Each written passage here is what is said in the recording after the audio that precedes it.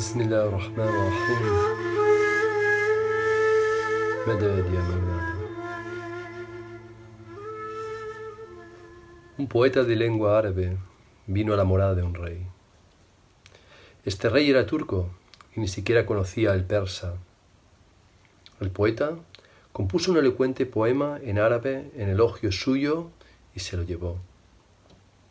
El rey estaba sentado en su trono y los miembros de su entorno, compuestos de visires y emires, estaban ante él como es habitual. El poeta permaneció de pie y se puso a recitar su poema. El rey, en cada pasaje que merecía su aprobación, inclinaba la cabeza. Cada vez que había ocasión para el asombro, lo miraba maravillado, y cada vez que era oportuno mostrarse humilde, adoptaba la actitud adecuada. Los cortesanos estaban estupefactos. Si nuestro rey no sabe ni una palabra de árabe, ¿cómo es posible que inclina la cabeza tan oportunamente? ¿Acaso conocía el árabe y nos lo ha ocultado durante tantos años? Si alguna vez hemos dicho palabras descorteses sobre él en árabe, estamos perdidos. El rey tenía un paje favorito.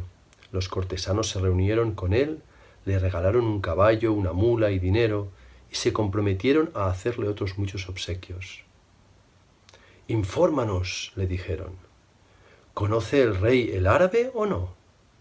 Y si no lo conoce, ¿cómo podía inclinar la cabeza en el momento oportuno?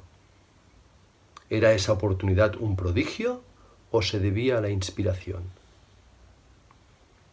Un día, durante la caza, aprovechando el buen humor del rey, que había conseguido buenas piezas, el paje le preguntó si conocía el árabe. El rey se echó a reír y le dijo: «Dios es testigo de que no conozco el árabe». Pero se le inclinaba la cabeza cuando correspondía y mostraba oportunamente admiración, fue porque era la clara intención de aquel poema. Es evidente que aquel poema era solo producto de la intención.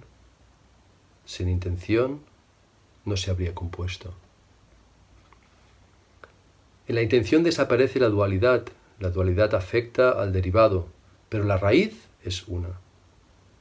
Si se consideran sus estados de alma, acciones y palabras, los maestros parecen múltiples, pero en cuanto a la intención, solo hay en ellos un móvil: la búsqueda de Dios. Hola a todos.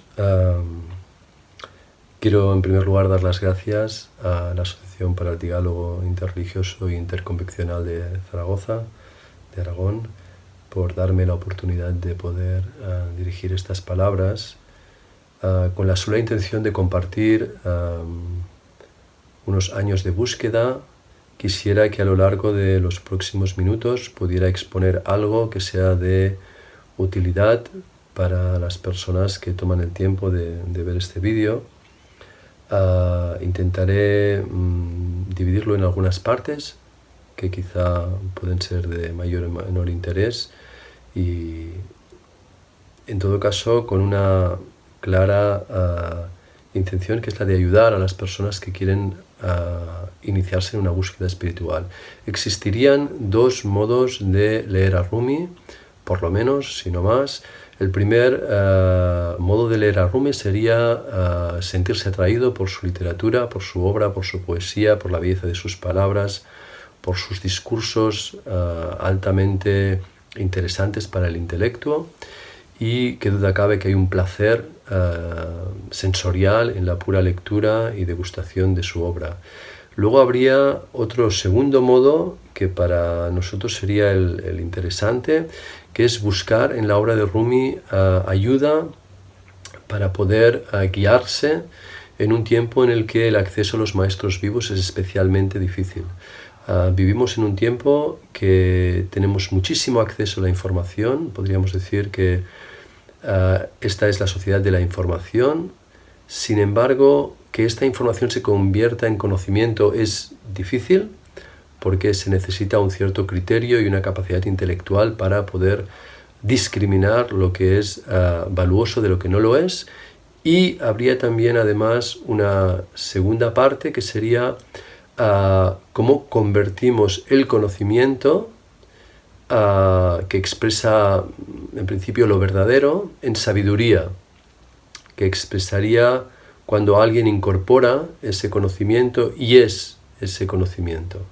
La obra de Rumi, sin duda, como la de Ibn al-Arabi, al-Hallaj y tantos otros, nos ofrece la oportunidad o la posibilidad de aprender hábitos, de aprender lecciones muy válidas para poder incorporar el conocimiento que él nos ofrece y transformarlo, transmutarlo en sabiduría.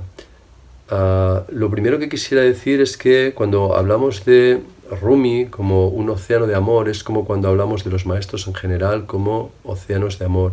Un océano es algo vasto, enorme, lleno de vida, lleno de secretos, lleno de tesoros. Un océano representa la belleza, pero también representa la majestad divina. Un océano supone un lugar de una apariencia vasta, pero de un interior ilimitado.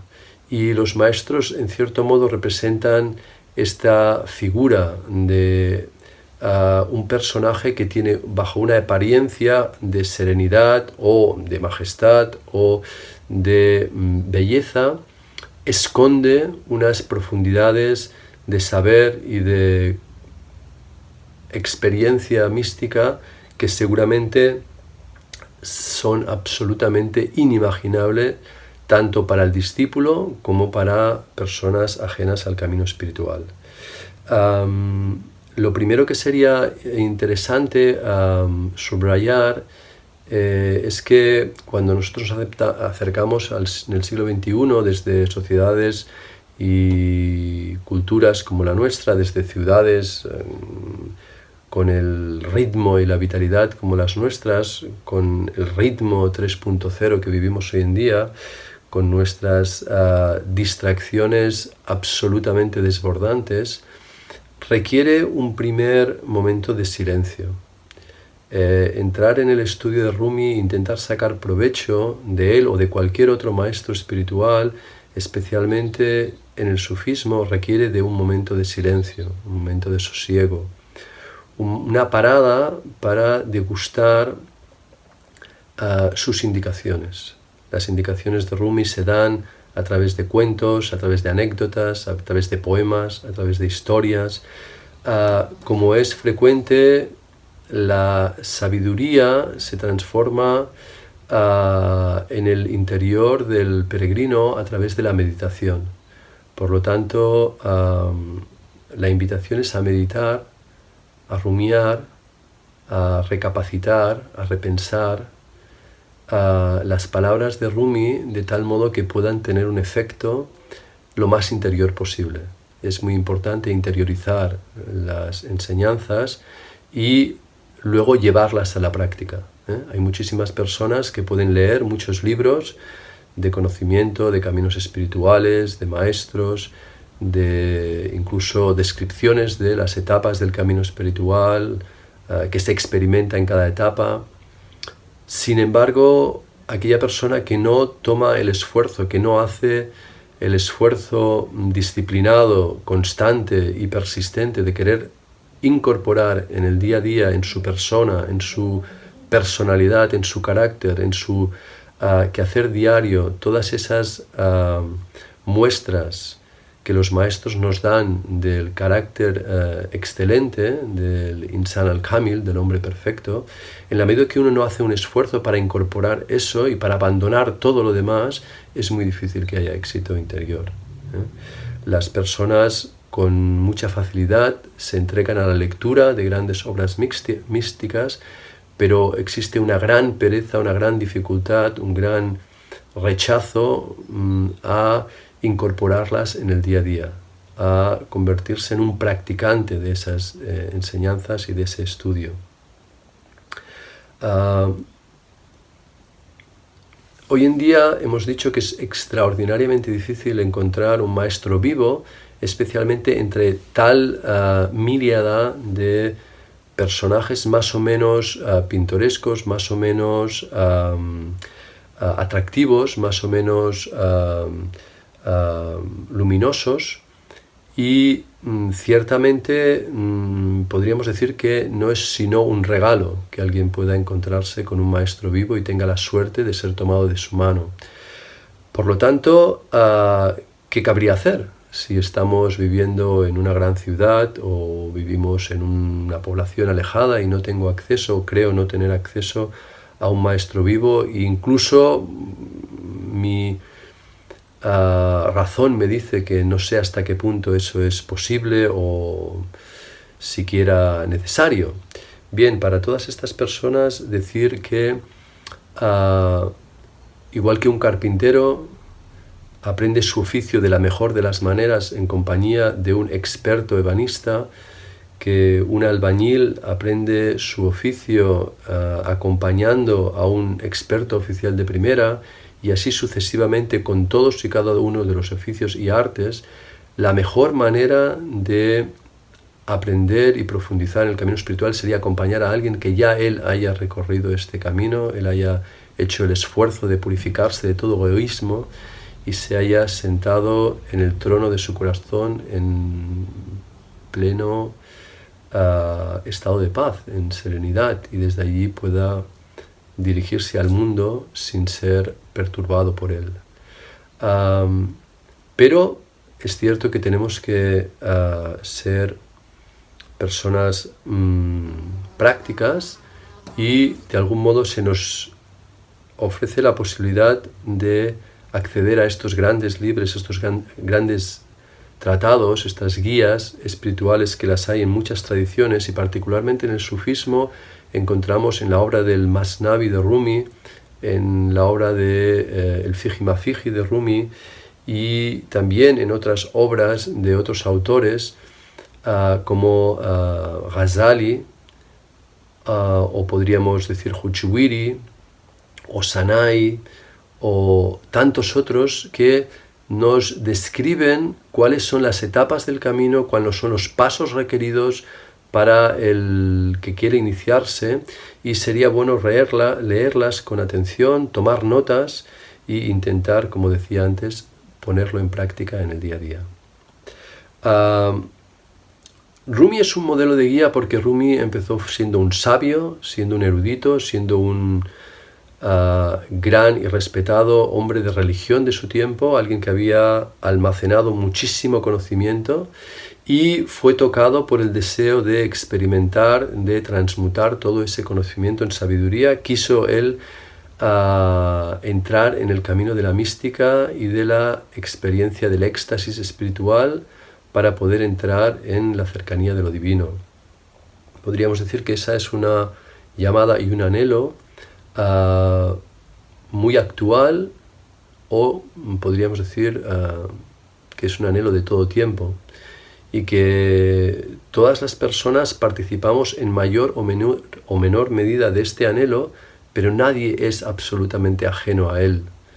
En algunos es más intenso o menos, y en función de la edad y de las circunstancias, pero en todo ser, en toda alma, en algún momento se despierta ese deseo de experimentar cercanía divina.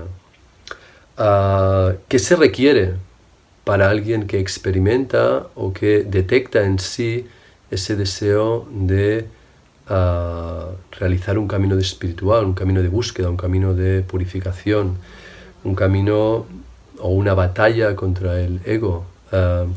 Lo más importante es sinceridad. Lo más importante es sinceridad, primero con uno mismo, después con el maestro, en caso de que uno tenga un maestro vivo, y si no, con las enseñanzas de los maestros que nos han dejado. Sinceridad con los demás, y hay una premisa que debería acompañar a toda persona que quiera experimentar estados de cercanía, que quiera recibir regalos divinos, regalos espirituales, y que luego permanezcan en él. Este requisito, esta condición, es tener buen corazón. es muy importante que el peregrino espiritual se esfuerce en todo momento y en toda situación, por más estrés que haya, por más presión que haya, por difícil que sea la prueba espiritual o las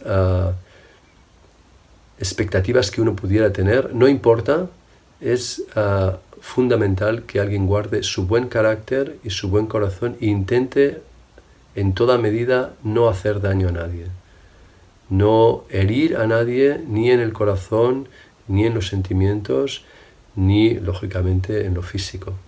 Esta condición nos ahorra muchísimo tiempo y muchísimo recorrido. Podríamos decir que el mundo en el que vivimos es un mundo en cierta medida cruel, en cierta medida de maldad, de oscuridad, de mucha mezcla de lo bueno con lo malo, hasta el punto que se nos hace con frecuencia difícil distinguir qué está bien, qué está mal, qué es la luz, qué es la oscuridad, qué es lo recto y qué es lo torcido. Y el derviche, el aspirante, el peregrino tiene que hacer un esfuerzo por intentar distinguir en el foro interno de su corazón qué está bien, qué beneficia, qué es una bendición para el mundo en el que vivo, qué entorpece, qué oscurece, qué ensucia el mundo en el que vivo y a mí mismo. Dicho eso, quisiera ya dejar algunas explicaciones o quizá reflexiones de un tono quizá más profundo o quizá más sereno para que aquellas personas que quieran escuchar algo más puedan tener una ayuda. En cualquier caso, agradecer la oportunidad para poder estar un rato con todos ustedes y a la espera de poder tener más ocasiones para compartir unos minutos de compañía. Muchísimas gracias y que Dios les bendiga. Assalamu alaikum.